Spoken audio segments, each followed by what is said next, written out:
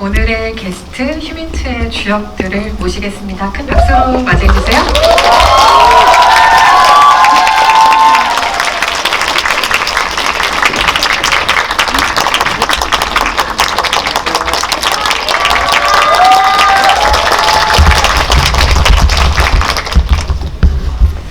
오늘 예매 경쟁이 진짜 치열했다고 들었는데 혹자는 예매창이 열린 줄도 모르는 새 끝났다고 막 이렇게 눈물을 흘리시는 것을 제가 보기도 했는데 힘들게 오늘 오신 관객분들입니다. 인사 한 말씀씩 먼저 해주시죠. 네, 안녕하세요. 저는 휴민트에서 박건을 연기한 박종민입니다. 와주셔서 감사합니다. 휴민트에서 황치성 역을 한 박혜준입니다. 반갑습니다.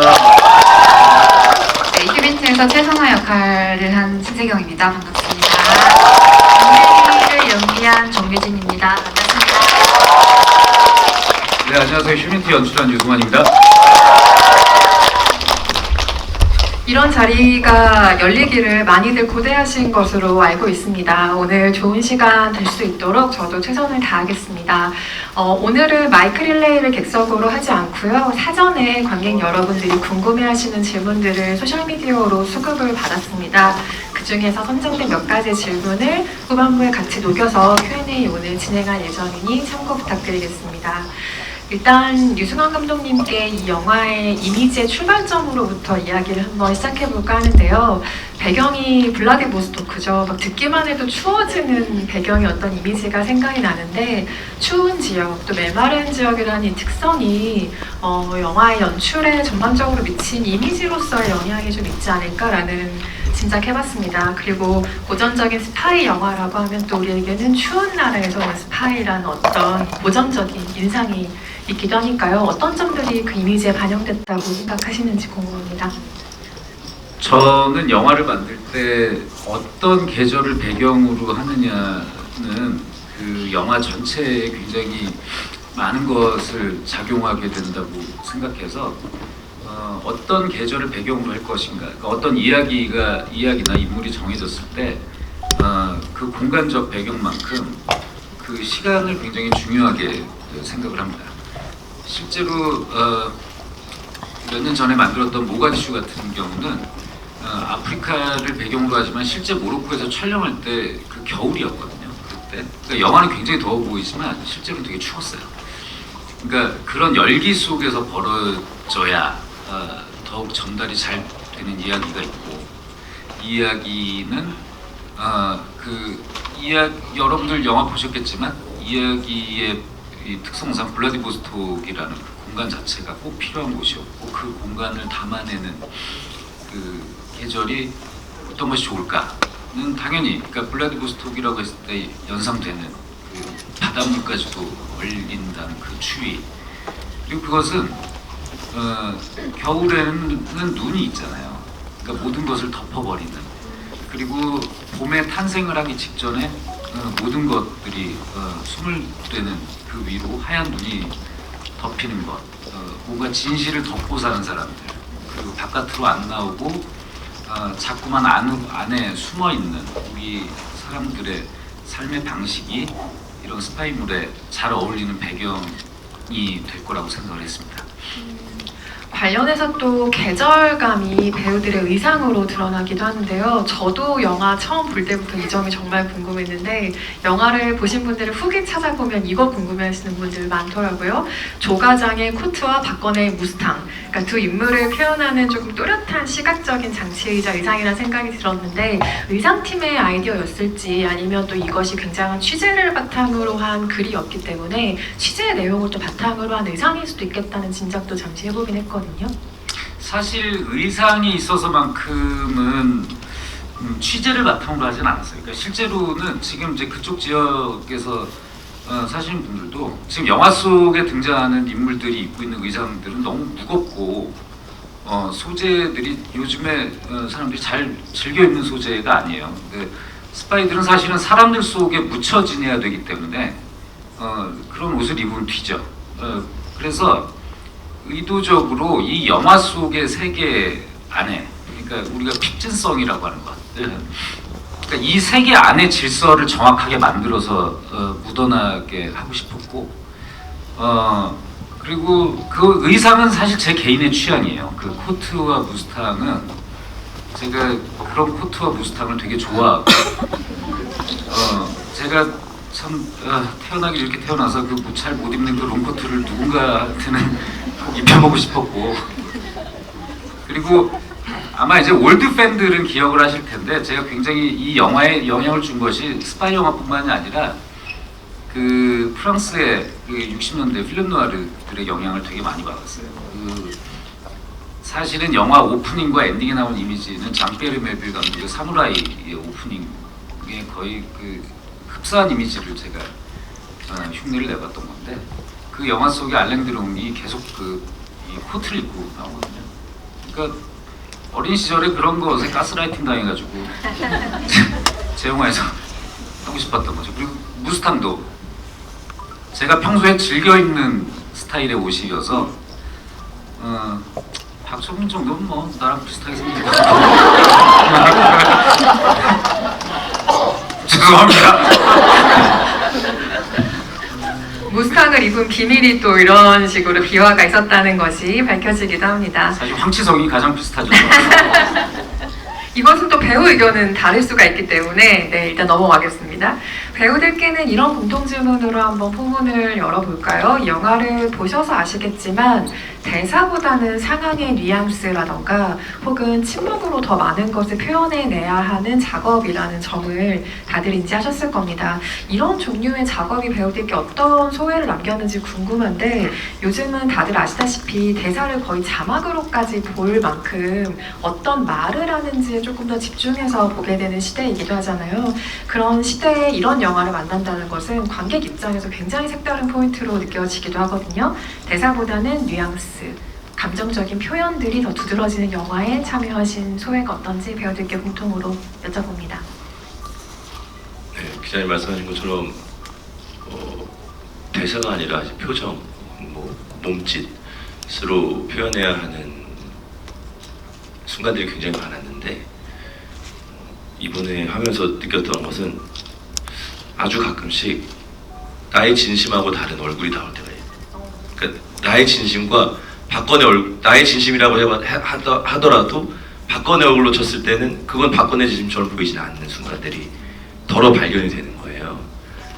그러니까 감독님께서 뭐 농담삼아 하시는 말씀이 외면 연기를 해라라고 하실 때가 있는데, 그러니까 내면 연기가 능사가 아닌 거죠. 이게 내가 아무리 정말 내 마음 깊숙한 곳에서 어떤 사랑이나 분노나 이런 것들을 끌어올린다고 해도 그게 결국에는 박정민의 얼굴, 박정민의 버릇처럼 나올 때가 있는 거예요.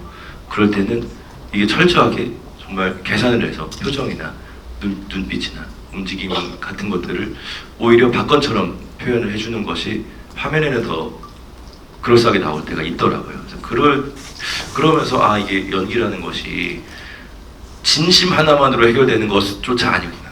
네, 그때 어떤 계속 모니터를 하면서 이 인물과 내가 만날 수 있는 지점들을 찾아내는 것이 또 굉장히 중요한 포인트겠구나라는 걸 많이 배웠고, 또 박건은 대사가 많이 없어서 대사 한 줄 한 줄이 굉장히 소중했습니다. 그랬던 기억이 있습니다.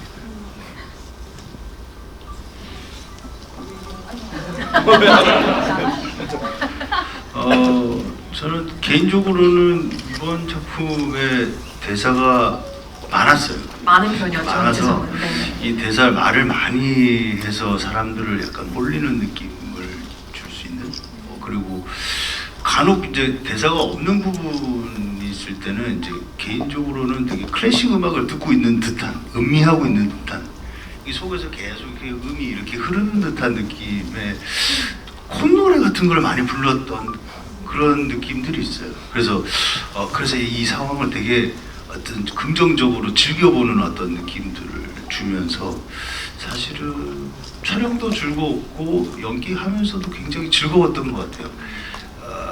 어떻게 생각하실지 모르겠지만 이 역할이 어떻게 내가 뭔가 수행을 해서 이루어가는 것들이 눈에 탁탁 보이는 역할들이라 그런 즐거움들을 아주 직접적으로 느낄 수 있는 그랬던 기억이 있습니다. 네.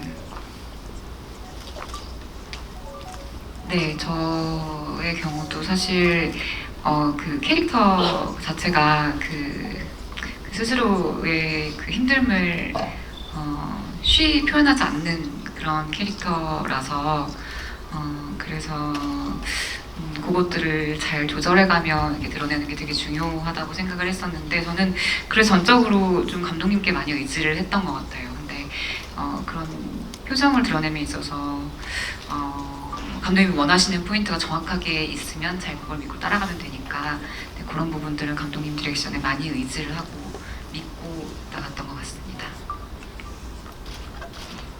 네, 사실 저희는 연기를 하면서 그 대사가 없을 때 그 배우들이 느낄 수 있는 그 공간의 힘이라는 게 있거든요. 그리고 거기서 대사가 없을 때 그 공기, 그리고 그 상황에서 주는 그런 힘, 그런 것들이 참 영화가 그 묘미인 게 사실 집에서 이제 편안하게 시청을 하실 수 있는 그런 작품들을 접할 때는 사실 저희가 대사가 없으면 따라가기가 쉽지가 않거든요. 뭐 핸드폰을 본다든지 아니면 뭐 다른 집중을 하기가 힘든 건데 영화가 주는 그 묘미 그리고 그 힘이 그 묵언을 했었을 때 저희가 그 상대방의 그 감정을 같이 느낄 수 있는 게 관객분들한테도 그게 정말 영화가 주는 힘이 아닐까 싶어요. 그러면서 또 저희 영화는 사실 그런 부분들이 굉장히 많이 담겨져 있는데 여러분들이 보시면서 더 깊은 여운을 느끼시지 않았을까 하는 생각도 들었습니다. 물론 더 많은 분들이 극장에서 이 영화를 이후로도 만나시겠지만 만약에 시간이 좀 지나서 OTT 서비스라던가 IPTV로 이 영화가 넘어가서 안방에서 이 영화를 보시는 상황이 될 수 있다고 해도 자막 켜기 기능은 좀 켜지 않고 보는 영화가 되면 어떨까라는 개인적인 바람을 또 가져봅니다. 마지막 장면에서 박건이 숨을 거칠게 몰아준다 이런 자막을 보면 왠지 이 영화의 감상은 조금 달라질 수도 있겠다는 생각이 들기도 하고요. 박정민 배우에게는 이런 질문 한번 드려보고 싶었습니다. 류승환 감독님이 언론시사회 기자 간담회에서 이런 얘기를 하셨어요. 관객들이 보기에 근사하다고 느낄 수 있도록 배우들의 매력이 펼칠 수 있는 판을 한번 만들어주고 싶었다라는 이야기를 하셨는데 저는 이 연출 의도가 굉장히 뭉클하게 느껴졌거든요. 왜냐하면 각본보다 어떤 배우와 작업을 하고 싶다는 의사가 먼저인 프로젝트라고 느껴졌기 때문이에요. 그래서 그 시작점에는 특히 이전에도 같이 영화에서 호흡을 맞췄던 박정민, 조인성 두 배우가 있다라는 구체적인 언급을 들려주시기도 했는데요. 이런 종류의 연출가의 신뢰를 받는다는 게 배우에게 어떤 용기 혹은 동기가 되는지 굉장히 궁금했어요. 왜냐하면 요즘의 시장 상황이나 제작의 상황을 감안하면 이게 굉장히 뭉클한 제안 같았거든요.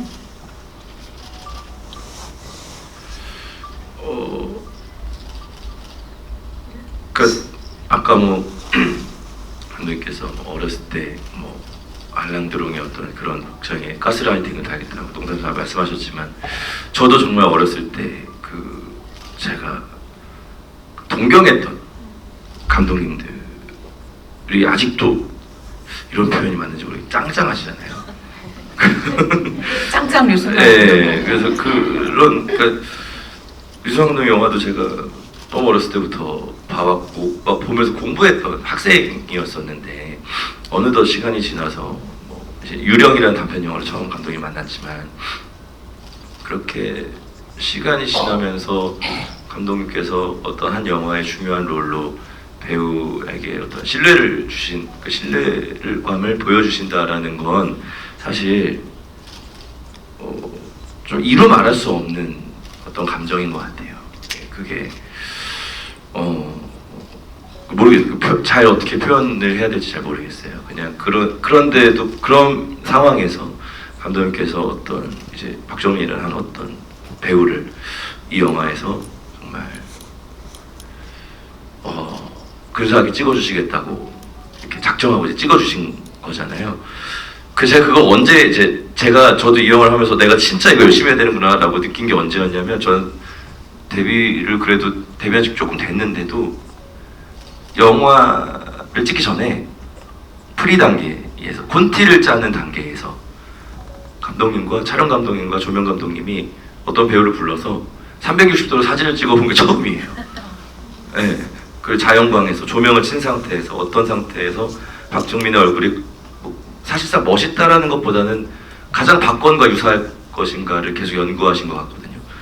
그러니까 한 배우의 어떤 얼굴을 감독님과 스태프들이 그렇게 연구를 해서 영화에 이렇게 적절하게 사용하려고 하는 어떤 의지와 믿음은 사실 살면서 크게 이게 자주 느낄 수 있는 경험은 아닐 것 같거든요. 그래서 그때 제가 이게 내가 그냥 가볍게 생각하고 참여할 수 있는 프로젝트는 아니겠구나 하면서 그때부터 제가 조금 더 그 전에도 열심히 했던 것 같지만 더 열심히 좀 이렇게 준비를 많이 했었던 것 같아요. 네. 그렇게 한 번씩 감독의 전폭적인 신뢰가 박정민 배우에게 향하는 어떤 시기가 있다는 생각이 들어요. 물론 매 작품마다 같이 하신 감독님들의 신뢰를 너무나 받고 있는, 같이 하지 않으신 감독님이라도 신뢰를 보내는 배우지만 지금 저는 그 360도 촬영 이야기 들으면서 89의 윤성현 감독님과 대사 한 줄 한 줄 다 작업하셨던 그때의 기억도 갑자기 떠오르는데 그런 무한한 신뢰를 주고 싶은 배우인가 봐요. 감독님. 그때 사실 살짝 생각해보면 신뢰가 없어서 신뢰를 갖고 싶어서 네. 얘를 믿고 싶어서 하신 걸 수도 있잖아요.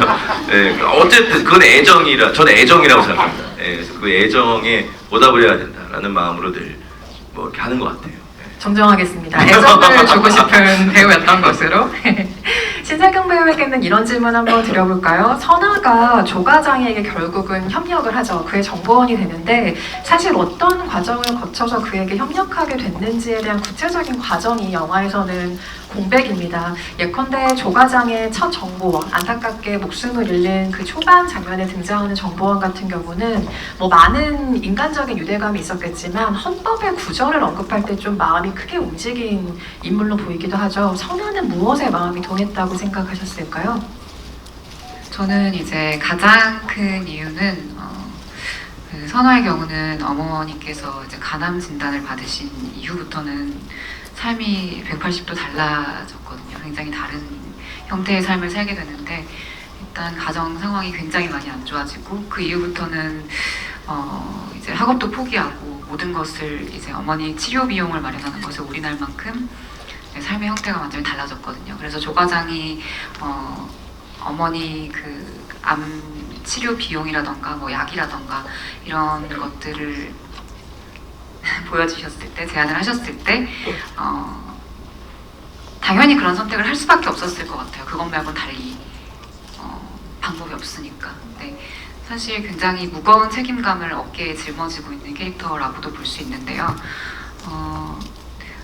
아무리 상황이 날 그렇게 극한으로 몰아넣는다고 해도 사실 휴민트가 되는 선택을 하는 건 굉장히 용감하다는 생각이 들거든요. 네. 그래서 저는 선화의 그 선택이 굉장히 용기 있다라는 생각이 들었습니다. 아마도 저런 마음들이 영화 곳곳에서 보이기 때문에 마지막에 선아가 아마도 이 사람의 인생에서 처음으로 자신만을 위한 선택을 하고 있을 것 같은 어떤 상황에 놓인 순간을 볼 때 그렇게 마음이 좋아지나 봐요. 아마도 저 사람의 인생에서 없었던 순간을 다시 살아보듯이 하는 순간들에 드디어 놓였겠구나 하는 안심이 좀 되는 장면인 것 같기도 하고요. 박정민, 신세경 배우의 안타까운 사랑은 이 영화를 책임지는 어떤 뼈대와도 같기도 한데 선아와 건의 좋았던 한때를 우리가 볼 수 없다는 점이 굉장히 아쉬운 지점이죠. 근데 보이는 대신 들리는 장치로 이 두 사람의 어떤 사연을 짐작을 할 수가 있죠. 그래서 이 영화에 애수어린 장면이 몇 장면이 있지만 창문에서 박건이 그 두 사람의 대화와 노래가 담긴 그 음성 파일을 듣는 짧은 모습이 영화의 대수가 느껴지는 굉장한 장면 중에 하나라고 생각하는데 당시 녹음의 상황을 두 분이 어떻게 기억하시는지도 궁금하고 왜 이걸 더 여쭤보냐면 영화에서 두 분이 캐릭터로서 연기하는 목소리와 그 음성이 조금 다르게 들린다는 느낌을 저는 받기도 했어요. 그래서 당시 녹음의 상황이 더 궁금해지기도 했습니다. 두 사람이 가장 좋았던 한때를 표현하고 싶었기 때문에 목소리가 조금 달리 들렸을 수 있다고 생각하고요. 그리고 녹음 상황은 말씀해 주시죠. 숙소 옆에 저희 의상팀이 의상을 보관하는 그 맨션이라고 해야 되나? 그 있었어요. 그런 공간이. 그리고 안에 아주 작게 저희가 편집본 이렇게 볼 때 모이는 작은 회의 공간 같은 곳이 있었는데 거기에 앉아서 녹음했어요. 그 사운드 기사님 오셔가지고.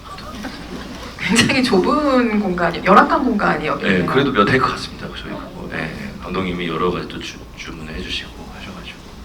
그리고 그거 사실 감독님이 이야기할 수 있는 어떤 에피소드 있잖아요. 그 씬에 대한. 그 장면 지금 얘기 나온 그 박건이 선아의 음성 파일을 듣고 있고 그것을 황치성이 또 감시하고 있다.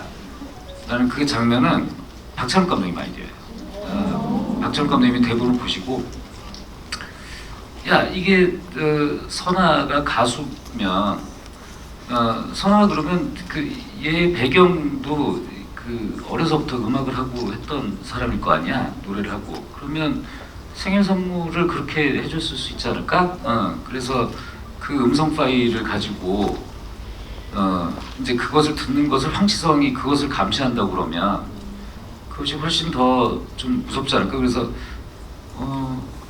근데 그 방에 감시 카메라와 그 녹음 기능까지 그 방이 좁아가지고 카메라를 달면 다 보일 텐데 어떡하지? 그러니까 야 요즘 그거 안 되는 게 어딨니? 그래서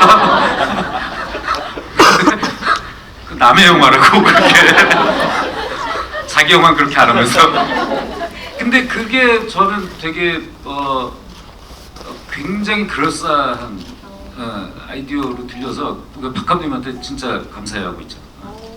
재미있는 또 비하인드가 있었네요. 그리고 관객 여러분들이 미리 주신 질문은 제가 후반부에 소개를 따로 하긴 할 텐데 이 질문은 이 녹음과 연관된 질문이라 제가 앞에 좀 가져왔거든요. 박건의 가장 최근 녹음 날짜까지 보신 분입니다. 이분은 2015년 2월 12일 블라디에 온 날이 가장 마지막 녹음이던데 그 녹음은 황치성을 파악하기 위한 녹음인지 급하게 식당에서 선아의 무대를 녹음한 건지 궁금합니다. 혹시 정해진 게 없다면 박정민 배우님은 어떤 녹음을 한 게 더 가능성이 크다고 생각하시는지 궁금합니다. 라는 질문을 어느 관객분이 주셨습니다. 처음 알았고요. 뭐 박건 입장으로 생각해 보면 황치성 때문이겠죠. 예, 그 갑자기 선화가 한복 입고 나와서 노래한다고 갑자기 핸드폰을 켜서 녹음을 하는 거는 뭐 예뻐 보이긴 하지만 조금 박건스럽지는 않을 것 같고, 황치성 때문이겠죠. 황치성의 어떤 동태 파악을 위해서 계속 켜놓은 거겠죠. 거기 녹음된 거나 그 영화 이제 초반에 박건이 등장할 때 그 다트 장면에서 그걸 보면 이제 거기에서 인정받는 그 이제 자백을 받는 게 이제 물론 그러니까 뒤에 그러니까 중간이 이제 잘려 있죠. 일단 박건이 이제 그런 과정들을 많이 거치는 거예요. 그 자백하고 하는 것들을 녹음하고 이것이 맞으니까 자기가 이제 불리하게 작용할 것 같으면 삭제시키고 이것을 계속 그러니까 그것이 직업적으로 계속 그 녹음을 누르고 그리고 심지어 통화할 때도 그런 것들을 하는 게 직업적으로 그냥 본능적으로 배어 있는 사람이라 그래서 그 사실은 저도 뭐 정확하게 우리 연출부들이 막 이제 그 날짜에 뭘 녹음했을까까지는 아니어도 선화의 녹음 순서 리스트가 이렇게 저 밑에 있는 것은 이제 그런 이제 논리적인 이유를 붙여서 순서들을 잡는 거죠. 역시 액션씬의 총알의 개수를 세면서 촬영한 제작팀답게 꼼꼼한 그 리스트에 비밀이 또 있었군요. 박해준 배우는 참 예뻐할 수가 없는 캐릭터인데 이 영화 안에서만큼은 영화에 그 등장하지 않는 황치성의 사연을 혹시 고민하셨을지 궁금했던 이유가 있는데 왜냐하면 캐릭터마다 배우들이 접근하는 방식이 다르잖아요. 어떤 경우엔 전사를 생각하기도 하고 어떤 경우에는 그냥 상황에 몰입하는 게 더 낫겠다고 판단하시는 경우도 있을 것이기 때문에 둘 중에 어떤 경우인지 여쭤보고 싶었고요. 또 하나 추가로 드리고 싶은 질문은 저는 박해준 배우의 악역이 항상 나쁜 놈이 아니라 좀 이상한 놈의 그 한 그릇의 묘미가 좀 있다고 항상 느껴요. 그러니까 예를 들면 황치성 같은 경우도 좀 자부심이 너무 강한 능글맞음이라고 해야 될까? 좀 이런 면이 굉장히 이 사람이 이상하게 보이게 하잖아요. 볼펜도 왜 2번 누르는지 잘 모르겠고 이런 거죠. 그래서 그 한 끝의 그 차이를 만드는 묘미는 어떻게 생각하시는지 좀 궁금합니다. 글쎄요, 이렇게 제가 이 역할을 하고 사실은 저도 무대 인사를 이렇게 쭉 이제 해오면서 나라는 사람이 뭔가 이렇게 똑같은 걸 반복하는 거를 극도로 싫어하는 거구나. 그리고 물론 이제 영화를 만들다 보면 이 연기를 이렇게 계속해서 반복해서 해야 하는데도 불구하고 그거를 뭐 똑같이 할 수 있는 배우는 없다지만 그래도 얼추 비슷하게 해서 이렇게 하려고 하는 욕구가 단 1도 없구나 나한테. 그래서 이렇게 뭐 이렇게 똑같이 해주세요 했을 때 절대 똑같이 안 하려고 하는 반항심도 있고 그런 분들이 있는데 사실은 이 황치성이라는 인물의 배경 중에 이제 감독님이 뭐 이렇게 우리 가족 사진도 이렇게 찍고 반지 꼈는데 댓글에 반지 낀 모습도 너무 싫다고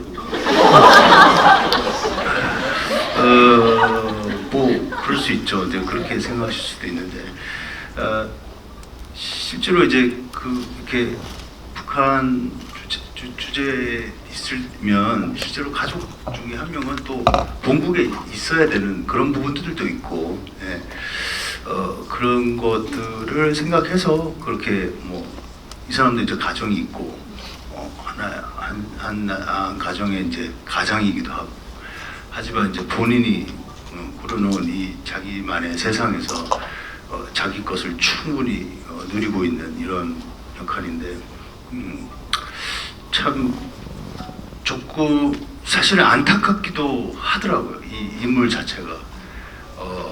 근데 개인이 이거를 계속 유지하기 위해서는 어떤 뭔가 이런 악행임을 알매도 유지하기 위해서는 뭔가 자신의 그게 필요한데 사실 그게 약간 변질된 것 같아요.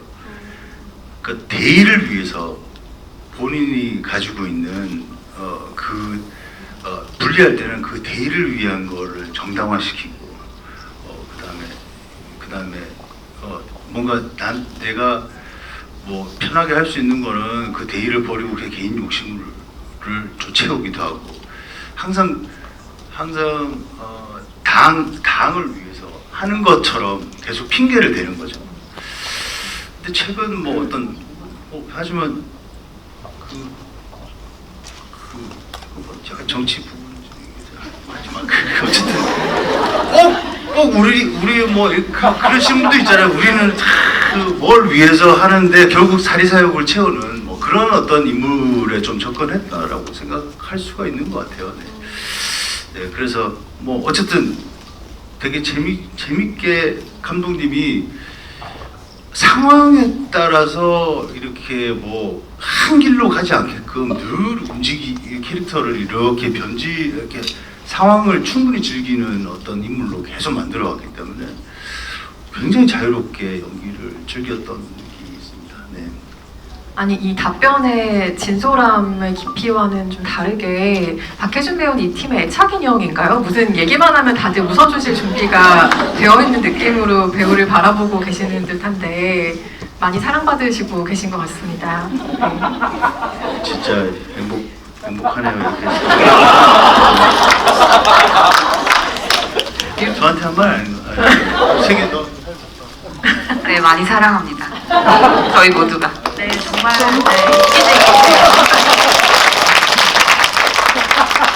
유성이 저렇게 좋아하시는 거 되게 오랜만에 보는 것 같은데 오래 기다리신 정유진 배우에게도 마이크 넘겨보겠습니다. 영화에서 치성은 우리가 일단 제외를 하고요. 이 치성을 제외한 인물들이 각각 자기의 기존의 신념, 옳다고 믿는 것들 혹은 자신이 속한 집단의 이념에 좀 반하는 행동들을 전부 하게 돼요. 그게 아마 타인을 향한 진심이자 좀 비이성적인 선택이라고 불러도 좋을 텐데 임대리도 마찬가지 선택을 하는 인물인 것 같거든요. 게다가 죽을 뻔했잖아요. 박건과 싸우다가. 그런데 어떤 마음으로 조과장을 도우려 달려갔을까? 이 부분에 미스터리를 푸는 것도 배우의 숙제였겠다는 생각 들거든요. 네, 저도 사실 대본을 보고 분명한 명분이 있어야 된다라고 생각을 했고요. 그리고 임대리라는 캐릭터는 사실 이제 원칙과 규율을 중시하는 그 국정원과 또 인류의 휴머니즘을 중시하는 그 조과장 사이에서의 그 갈등이 또 있는 인물이라고 생각을 했어요. 사실 그거를 연기적으로 표현을 하기에도 많은 그런 감정적인 것들을 연기를 하지 않았고 그래서 제가 또 뼈다구도 부러져가면서 이제 조과장을 이제 구하러 가는 이유에 대해서 좀 고민을 많이 해봤는데 사실 그 임대리도 성장을 하는 캐릭터인 것 같아요. 네, 저도 사실 원칙에서 어긋나는 거를 굉장히 이제 힘들어하고 또 원칙을 따라야 되는데 이제 조과장을 보면서 저 또한 조과장이 사람을 사랑하는 그 마음에 대해서도 이제 굉장히 많은 거를 느꼈고 또 조과장을 통해서 또 굉장히 많은 것들을 보고서 성장하고 이제 또 그 사이에서 제가 또 가져갈 수 있는 부분들을 가지고 가는 캐릭터라고 생각을 했어요. 네. 방금 언급하신 부분과 조금 연결되는 질문일 것 같은데요. 저는 휴민트가 굉장히 독특한 첩보 활동이라고 생각을 했던 것이 이게 사람의 마음을 얻지 않으면 그냥 아예 활동 자체가 불가능한 방식인 거예요. 그러니까 사람을 통한 첩보라는 소재가 왜 지금 시기에 류승환 감독에게 떠올랐을까가 영화를 보고 가장 처음 궁금해진 지점이었는데 어쩌면 의식했든 아니면 무의식적으로도 어떤 배경이 있을 거다. 그래서 감독을 좀 추동하게 했을 거다라는 짐작을 해보았어요. 왜냐하면 첩보 영화, 뭐 스파이 영화를 만든다고 했을 때 요즘은 AI를 비롯해서 기술로는 못 만들어낼 그림이 없거든요. 그래서 온갖 좀 첨단 장비들을 활용한 그런 스파이물을 만들 수도 있었을 텐데 결과적으로 휴민트는 기계가 이성적인 판단으로 도출한 결과와는 정반대의 선택을 하는, 그러니까 자기가 옳다고 믿는 일 혹은 타인을 향한 진심을 발휘하는 사람들의 이야기라는 점에서 굉장히 독특한 지점이 있어요. 그러니까 오직 인간의 마음만 할 수 있는 것을 중심에 둔 첩보 영화라는 생각이 드는 거죠. 관련해서 류승환 감독님 들려주실 얘기가 있는지 궁금합니다. 저는 그러니까 제 그 영화의 출발부터 그 장르 영화에 대한 매혹에서 영화를 보고 만드는 것을 시작을 했고, 그래서 뭔가 이렇게 그 이야기 구조가 뭔가 이렇게 구조 자체가 막 흥미롭고 뭐가 막 이렇게 롤러코스터 타듯이 막 출렁대는 그런 것을 좋아했었는데, 그리고 이제 어떤 소재주의랄까요? 뭔가 독특한 소재, 새로운 배경, 막 이런 것들이 재밌었는데 가면 갈수록 좀 결국 우리는 영화를 만들게 되면 사람을 찍게 되는데 그 사람 자체에 대한 것이 점점 더, 그러니까 지금 현재 저한테 호기심을 일으키는 것은 사람 자체에 더 호기심이 가요. 그러니까 이것이 보면 뭐 남과 북으로 갈라진 이 세계에서 그 생존한 사람들이 여기서 살아온 사람들이 제3세계에서 만나서 거기서 뭔가 부딪히는, 그러니까 장르적으로 봤을 때 뭔가 이게 막 굉장히 거대한 세팅을 한 것 같지만 제가 정말 관심이 있었던 것은 외국에서 이렇게 도드라지는 모습을, 그러니까 자기를 참 감추고 살기 힘든 배경 안에서 자기를 감추고 살아야 하는 사람들의 그런 긴장감, 그리고 실수하는 사람들. 저는 요즘에 이제 완벽한 사람보다 그런 실수하고 흔들리는 사람들한테서 더 뭐 결국 좋은 얘기는 다 그런 데서 오는 거 아닌가 싶어요. 사실은 우리가 그렇게 그 위인을 다룬 영화나 이야기들이 많이 있긴 하지만 그것은 그 자체가 좀 어떤 교훈을 전달하기 위해서지 어떤 그 안에 있는 막 드라마틱한 뭔가를 얻으려고 하진 않잖아요. 그러니까 사실 세종대왕에 관한 이야기보다 연산군에 관한 이야기가 더 사람들을 흥미로워하듯이 그러다 보니 그리고 제가 이제 만나보면 이런 그 스파이들의 세계에서 대체 저렇게 살아가는 사람들은 어떻게 제정신으로 살아갈까 싶을 정도의 그 막 위태로운 삶을 살아가는 사람들이 있어요. 그러니까 취재 과정에서 제가 그 알게 된 분 한 분은 자기 가정이 멀쩡히 있는데도 불구하고 이 휴민트 세계에서 역사적으로 가장 오래된 것이 바로 이 남녀 관계를 통해 가지고 적진에 들어가서 정보를 빼내는 거거든요.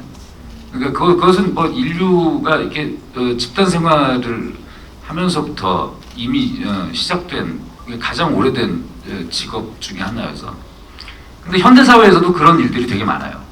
그러니까 자기 작전 동안에는 그 집에서도 가장 가까이 있는 가족들은 이 사람이 그런 정보부에서 일한다는 사실조차도 모르고 어떤 상사의 주재원이라고만 알고 출장 갔다가 오고 하는 걸 당연하게 생각하고 있고, 근데 가족들한테 출장 간다고 해놓고 가서는 완전히 위장된 삶을 살고 또 돌아오고. 근데 인간이다 보니까 아무리 냉혈한이라도 이 작전 중에 뭐 이게 임무라고는 하지만 그 사람의 정이라는 게 막 생기잖아요. 근데도 막 그걸 뭐 몇 번씩 임무를 수행하고 막 살아가고 하는 거예요. 그 사람들의 그 심리가 너무 궁금해지더라고요.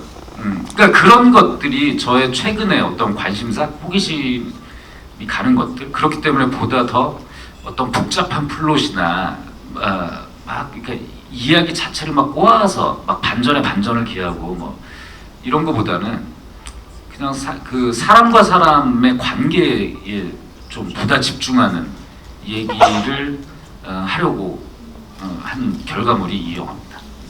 취재하신 분들은 직업의 특성상 어쩔 수 없이 가짜의 마음을 연기하거나 가짜의 삶을 살아야 하는 분들도 많이 계시겠지만, 저는 휴민트 속에서 그리신 인물들은 굉장히 순애의 마음을 가지고 있는 사람들이라고 읽었고, 사람과 사람 사이에 생기는 뭐 죄책감도 있을 것이고 사랑도 있을 것이고 여러 가지 감정이라고 하는 게 유일하게 이념과 체제를 넘어설 수 있는 무언것, 그리고 계산할 수 없는 무기라는 생각이 많이 들어요. 그래서 요즘에는 AI로 너무 많은 이미지들이 생산이 되기 때문에 우리가 이제 진실을 가리려면 그 어떤 결정적 증거의 진위까지 다 검증해야 되는 시대가 도래를 하게 된 거죠. 그런 시기에 끝내 조작할 수 없는 게 뭘까? 그건 사람의 마음인 것 같거든요. 그래서 그 답이 이 휴민트라는 영화에 있다라는 생각이 들었고, 우리가 살아가는 동시대와 그 시기에 나오는 영화들은 어떤 식으로든 조응을 할 수밖에 없는데, 만드는 사람들이 의식을 했든 아니면 무의식에 있었든 이런 점들이 아마 휴민트를 좀 더 강렬하게 만드는 지점이 아닌가라는 생각을 하게 됐습니다. 그래서 아마도 이 영화에서 멜로를 짙게 읽어내시는 것도 이것과 좀 연관이 있지 않을까라는 생각이 들었는데, 사람의 마음을 보려는 영화이기 때문인 거죠. 그래서 박정민 배우는 각본으로 상상했던 것보다 완성본에서 멜로가 좀 더 두드러진 면이 있다고 보시는지도 사실 궁금했어요. 이게 각본상에는 어느 정도 묘사였는지 우리는 알 수가 없기 때문에. 그리고 박건의 입장에서 보면 이건 좀 희생하는 로맨스이기도 하죠. 그래서 이게 개인적으로 배우가 선호하는 멜로의 색채였는지도 궁금하고요. 우선 저는 이 대본을 처음 이제 바꿈을 이렇게 준비를 할 때 뭐 이렇게 뭐 지금 개봉하고 난 요즘에서는 많은 분들이 뭐 멜로 영화 같다, 멜로 영화의 어떤 뭐 이런 이야기들 해주시잖아요.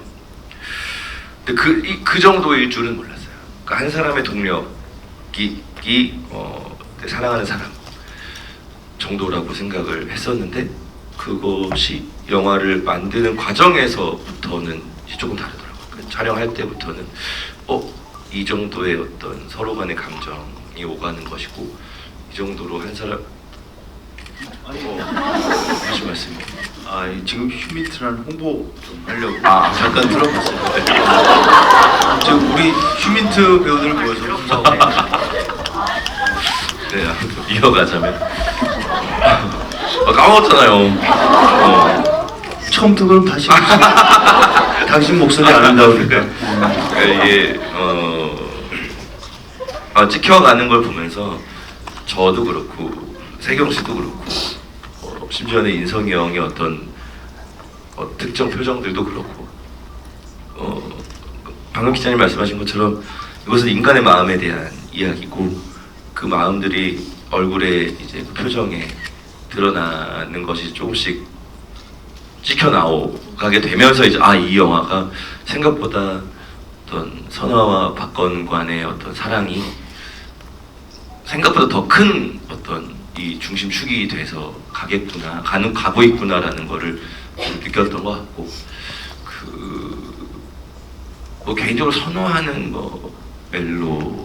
멜로라기보다는 근데 그런 건 있는 것 같아요. 저는 뭐 멜로 영화나 멜로 드라마 같은 걸 많이 본 적은 없지만 만약에 영화에서 이렇게 사랑이라는 감정은 굉장히 흔한 감정이잖아요. 우리가 갖고 있는 감정 중에서 누군가를 사랑하는 마음은 참 자주 갖게 되고 그 마음으로 삶을 지탱하기도 하는데 영화를 찍으면서 그 사랑의 어떤 가장 극단적인 형태, 그러니까 희생, 심지어는 내 목숨까지 버릴 수 있는 어떤 한 사람에 대한 순애, 이거를 표현해 볼 수 있는 거는 기회가 또 흔치 않을 것 같다. 오히려 이런 모양의 멜로 감정 혹은 이런 영화를 만날 수 있었다는 거는 지금 생각해 보면 행운이죠. 류승환 감독의 영화에는 많은 지점들이 늘 새롭게 기대가 되지만 액션 장면의 그 타격감이라고 하는 것들, 액션 장면의 설계를 늘 기대를 하시죠. 충무로에 처음 등장하셨을 때부터 항상 액션 장르를 향한 감독의 순애가 있다고 느껴지는 지점이 있고 이 영화에서도 그것이 느껴진다고 보는데요. 이게 무엇에서 비롯하는 것일까? 지금 돌이켜보시면 그게 상당히 궁금해지는 때이기도 합니다. 그러니까 장르에 대한 순수한 동경의 차원일 수도 있고 아니면 스스로 파악한 어떤 작가적인 역량의 장점일 수도 있을 것이고요.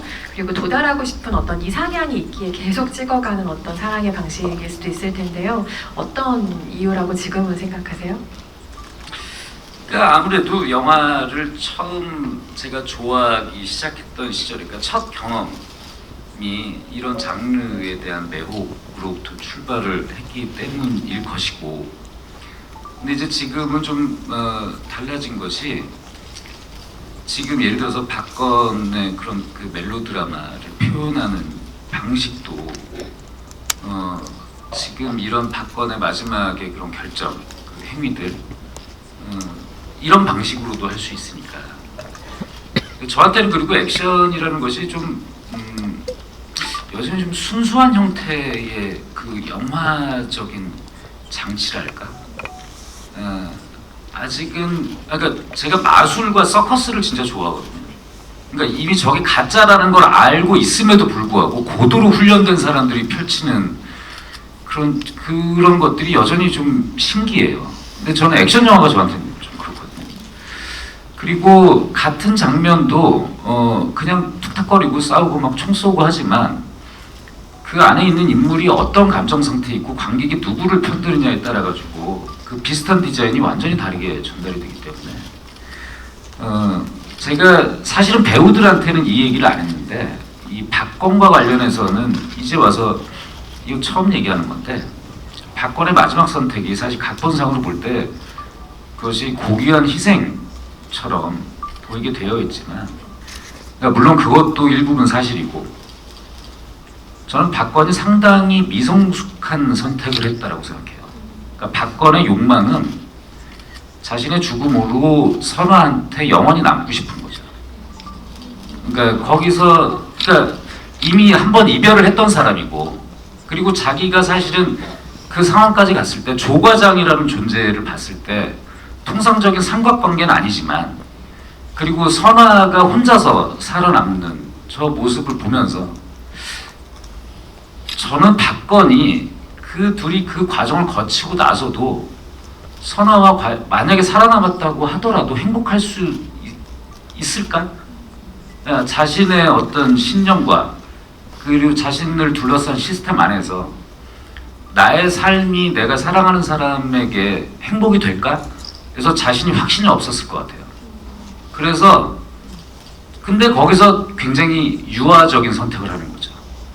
그러니까 내가 가장 힘든 모습, 가장 내가 고통스러운 모습을 상대에게 각인시켜서 영원히 그녀 안에 내가 살아남겠다. 저는 그 생각이었어요. 이거 그때 현장에서 감독이 한번 저한테 말씀해 주신 적 있었는데 좀 공감됐었습니다. 저 그렇게 만만하게 찍는 사람 아니에요.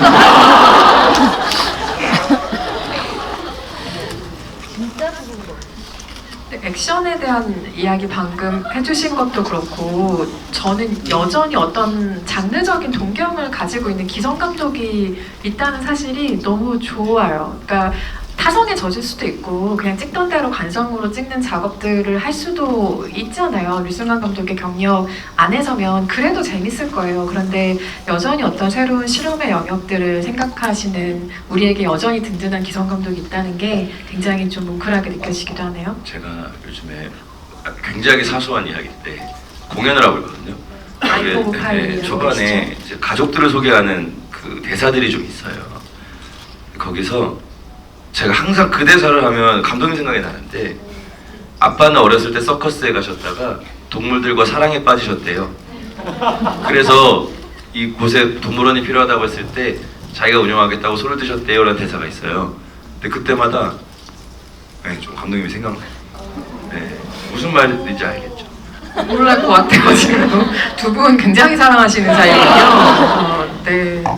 라이브 오파이 아직 안 보신 분들이라면 그 장면 보실 때 또 마음이 좀 뭉클하시겠네요. 관객 여러분들이 미리 주셨던 질문으로 넘어가서 시간 관계상 한번 얘기를 나눠보겠습니다. 신세경 배우에게는 이런 질문이 있었어요. 많은 질문 중에 제가 추려온 거라는 얘기를 참고로 드리고요. 박건을 진짜 사랑해서 이 사람이 선아가 블라디보스토크로 갔다는 해석도 봤는데 선아가 그 정도로 박건을 생각했을까요? 그 감정을 어떻게 해석하고 연기하셨나요? 라는 질문 주셨네요.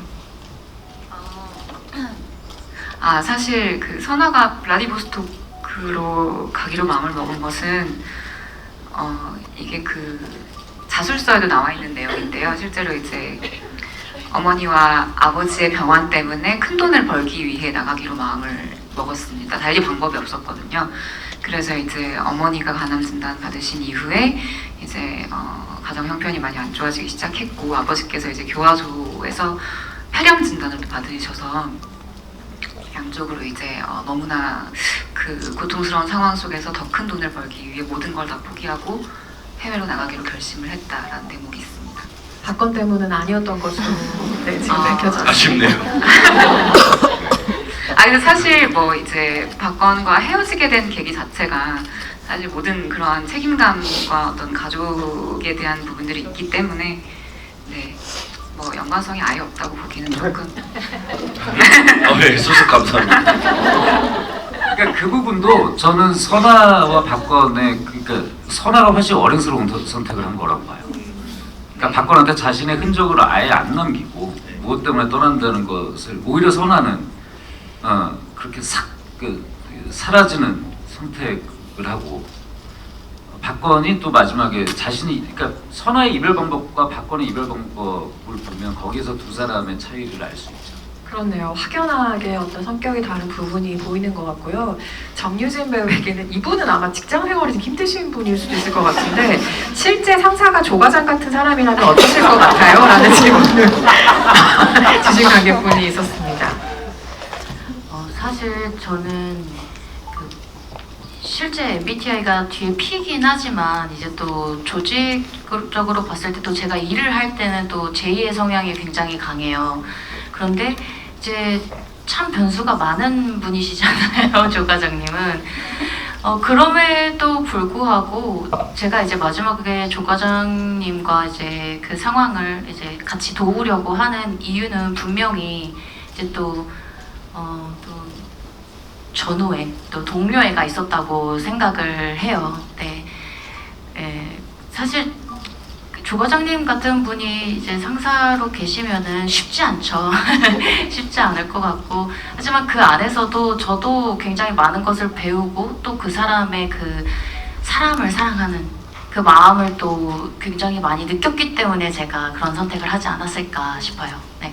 캐릭터의 감정선으로는 또 이렇게 얘기를 해주셨는데 만약에 제가 지금은 제가 회사원이 아니지만 회사를 다닐 때 막내 기자 시절에 이런 선배가 회사에 있었다면 6개월쯤은 더 참고 다니지 않았을까 그 코트를 입은 뒷모습을 보기 위해 생각을 잠깐 하게 됐습니다. 네. 박혜준 배우에게는 이런 질문이 와 있습니다. 무대 인사를 여러 차례 봤는데요. 무대 인사를 통해 보여주신 배우님의 모습과 황치성 캐릭터는 너무 달라서 충격을 받았습니다. 황치성 캐릭터와 박혜준 배우님의 가장 비슷한 포인트는 어떤 지점이라고 생각하시는지 궁금합니다. 라는 질문이 들어와 있습니다. 글쎄요. 사실 진짜 이 영화를 많이 좋아하고 우리 동료들을 감독님이야 같이 일했던 사람들을 진짜 좋아했나 봐요. 그리워요. 그래서 다 진짜 내려놓고 이번에 이제 일을 하고 있는 것 같은데 실제로 뭐 그 내가 하고 싶은 부분이었기도 하고 진짜 아까 봤건 얘기를 해가지고 약간 왜냐면 이 영화가 자꾸 생각이 나거든요.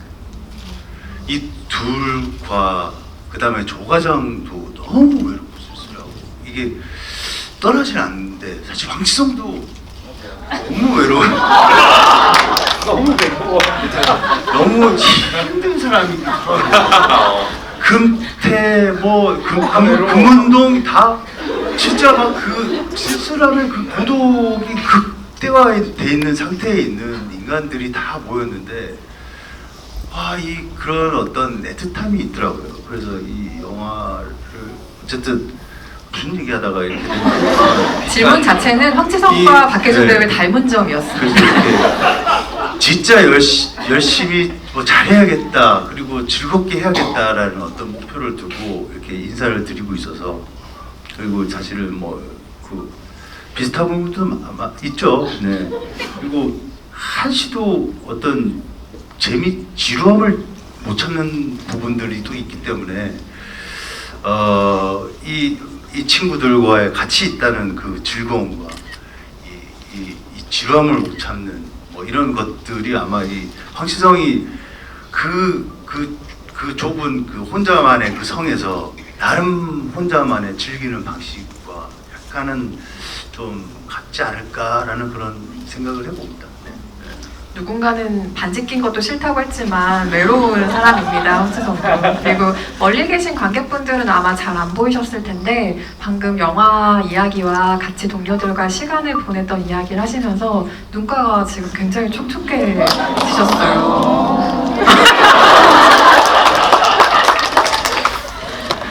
기대 이상의 퍼포먼스가 또 나왔습니다. 네. 네네, 지금 다 찍어주셨을 거예요. 네. 그리고 이 질문이 정말 사실은 많았는데요. 박건이 마지막에 어떤 얘기를 대체 했느냐. 근데 저는 이번에 진행자의 권한을 발휘해서 이 질문을 박정민 배우에게 드리지 않을 겁니다. 왜냐면 박정민 배우가 이걸 5년 뒤에 공개할 거다라고 하셨을 만큼 이걸 좀 비밀로 감춰두고 싶었던 의지가 느껴졌기 때문에 물론 관객 여러분 질문 중에는 이것 때문에 궁금해서 수능 망할 것 같다. 그리고 답변을 유추하다가 동생이랑 싸웠다 등등의 여러 협박과 간절함들을 제가 받지만 안 됩니다. 다만 이렇게 돌려서 한번 여쭤보고 싶은데요. 그 대사가 각본에 뭔가가 있었는지. 없었습니다. 없었고 그냥 속삭인다라고만 돼 있었고 뒤에 이제 그 임대리가 뭐라 그랬어요? 그래서 뭐 살고 싶다더라 뭐 이렇게만 그냥 있었어요. 그래서 감독님께서 그때 그냥 어차피 이 녹음을 할 때 그 사운드 쓰지 않을 거다라고 하셔서 뭐 저희 나름대로 정해서 한 건 있는데 그거는 사실 뭐 저희의 그냥 어떤 뭐 촬영을 진행하기 위한 어떤 것이고 저는 사실 그 순간 박건이 한 대사는 관객 한 사람 한 사람 다 달랐으면 좋겠어요. 각자에게 가장 애절한 대사가 무엇인지를 생각해 보셨으면 좋겠어요. 예, 그게 제가 5년 뒤에 말씀드리겠다라고 하는 것이 왜냐면 그렇게 되면 모두 다 다른 영화들을 안고 사는 거잖아요. 그 순간에 그 대사를 모른다라는 건. 그래서 좀 맡겨드리고 싶다. 근데 싸우지는 않으셨으면 좋겠어요. 네, 지금 뭐 수험생의 고민과 가정 불화 등등이 걱정되긴 하지만 박정민 배우의 의중을 지켜드리겠습니다. 이 대사가 인상적이었다는 분이 계셨어요. 조과장을 통해 듣는 박건의 마지막 대사. 그러니까 뭐라고 실제로 말했는지 모르지만 조과장은 살고 싶다 너라 라고 이야기를 했죠. 그 대사가 정말 인상적이었습니다. 죽음을 각오하는 인물은 많지만 마지막에 삶을 붙드는 인물처럼 느꼈거든요. 이후에 선아가 아무것도 요구하지 않고 스스로 살아가는 선택이 대비되어 더욱 인상 깊었습니다. 감독님께서는 두 인물, 그러니까 선아와 박건의 살아냄을 어떻게 설계하셨을지, 그 대비를 통해 관객이 무엇을 느끼길 바라셨는지 궁금합니다. 라는 질문을 주신 분이 계셨습니다. 참 이런 설명을 하기가 참 어려워요. 그러니까 그런 각본을 쓰고 영화를 만들 때 뭐 어떤 이 목표 지점 이렇게 막 딱 우리의 도달점 이렇게 정해가지고 하는 게 아니라, 사실은 영화를 만드는 이유가 이게 뭔가 말로 설명 안 되는 어떤 것들을 표현할 수 있기 때문에 하는 것 같거든요. 근데 아까 박혜준 배우께서 말씀을 하셨는데, 제가 사실은 인물들을 만들면서 인물들의 관계나 이 이야기를 만들면서 가장 신경 썼던 부분은 고독, 이별. 결국 우리는 언젠가는 혼자 남아야 하는 순간이 오잖아요. 모두가 다. 지금 함께 하지만, 그리고 어느 순간 혼자 있는 순간들을 다 경험들을 하고, 같이 있어도 외로운 순간들이 있고, 또 떨어져 있지만 오히려 외롭지 않을 때도 있고. 과연 인간이 살아간다는 건 뭘까? 그 관계라는 건 뭘까? 근데 그냥 이 힘든 일을 겪고 난 사람들의 어떤 막 거창한 움직임이나 상황이 아니라,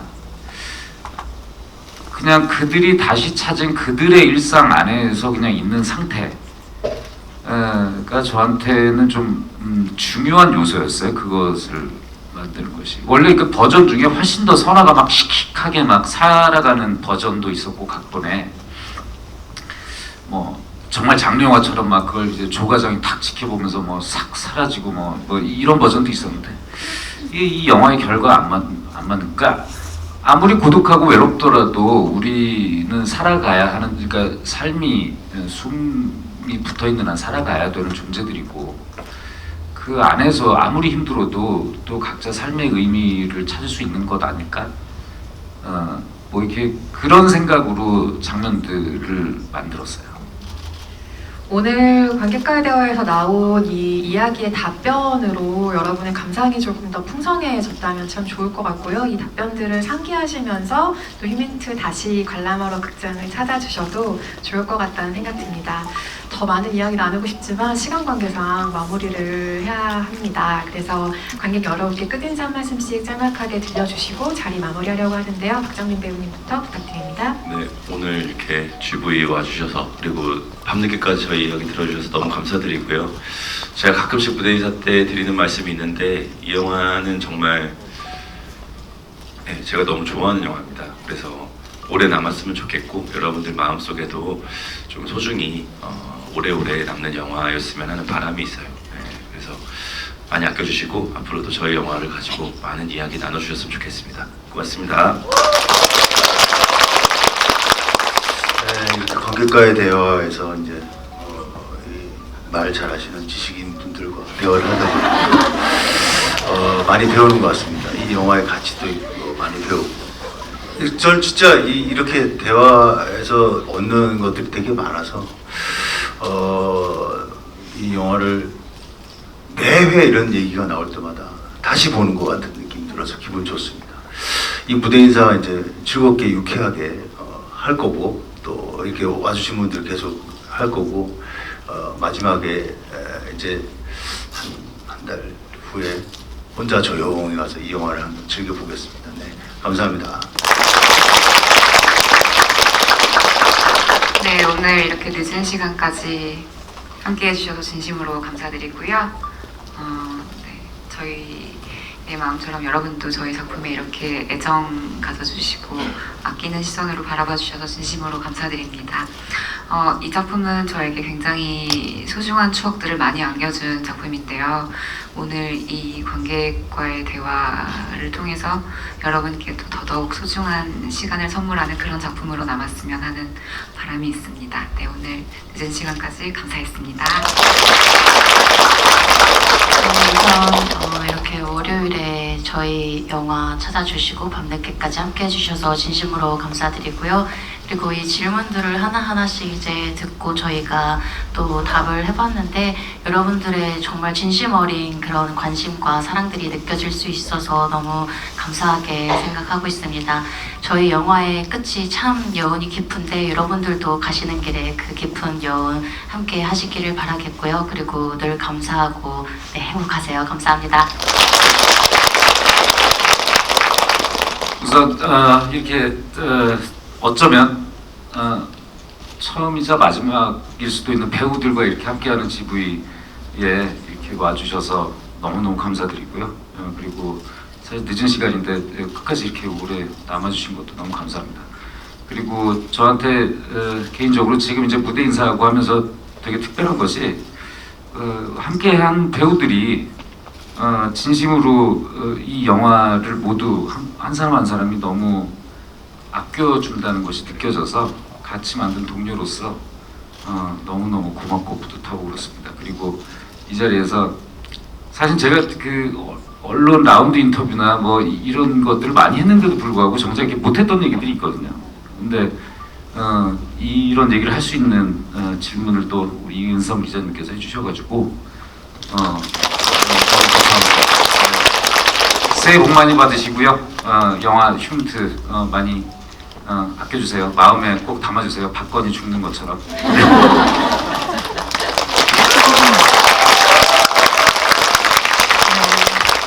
아까 유수환님 박건의 뭐 사랑과 마지막을 미성숙하다고 표현해 주셨지만 저희는 성숙하게 휴먼트 계속 사랑해 드릴 겁니다. 마지막으로 단체 사진 저희 촬영하고 마무리한다고 하거든요. 게스트분들 앞으로 이동 부탁드리겠습니다.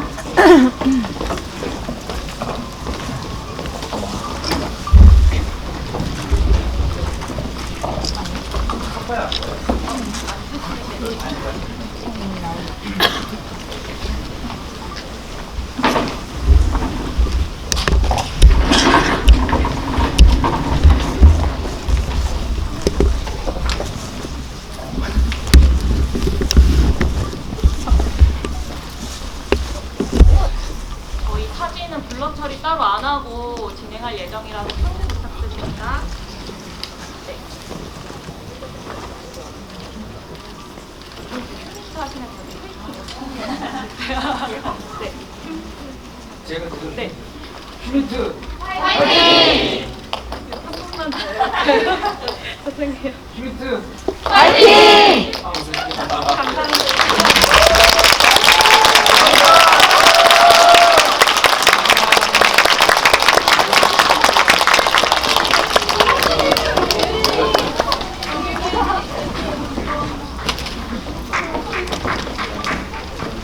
조심히 돌아가세요. 감사합니다.